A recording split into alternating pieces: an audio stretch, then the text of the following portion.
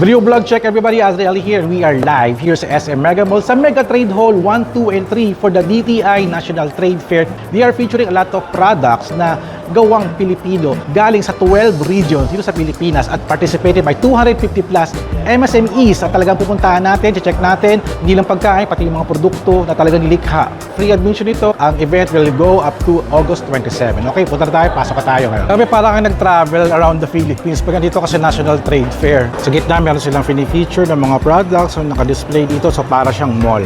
For example, itong shorts ay gawa sa sako. For 350 pesos, meron ka ng sako na shorts sa talagang preskong-presko. From Sula ng Cagayan, meron silang eco bag na gawa sa balat ng saluyo. Price niya is 385 pesos. Dito tayo sa Baguio City, sa Mayat-an Handicrafts, meron sila ditong self-defense na backpack.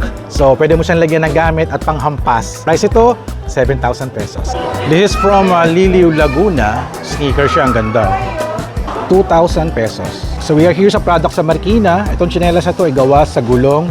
Napakatibay, for 49 lang. So this side is yung mga products na gawa sa coconut. Yung mga sandok na to, alala ko to. Meron silang fertilizer, 35 pesos lang. Ito tayo ngayon sa product ng Taguig City. Meron sila ditong mga bag. Ito is sling bag na gawa sa interior ng mga gulong. Ito, price ito is 1,900 plus na meron 2 years warranty.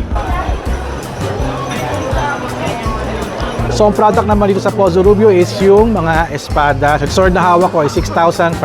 Para siyang panday eh, no? Meron sila ditong digital directory which you can browse at tignan nyo yung mga information. At kung may hinahanap kayong mga booth, meron sila dito.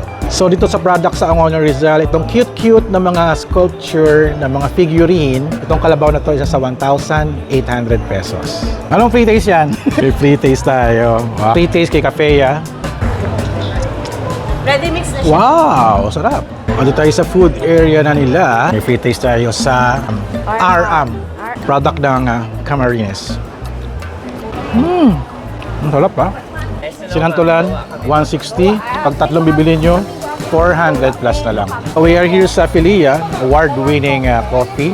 Kukuha tayo nitong kanilang coffee na Sultan Kudarat.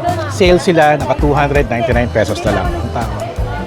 Ang binibenta, it's yung mga sea urchins na centerpiece sa 1,000 plus.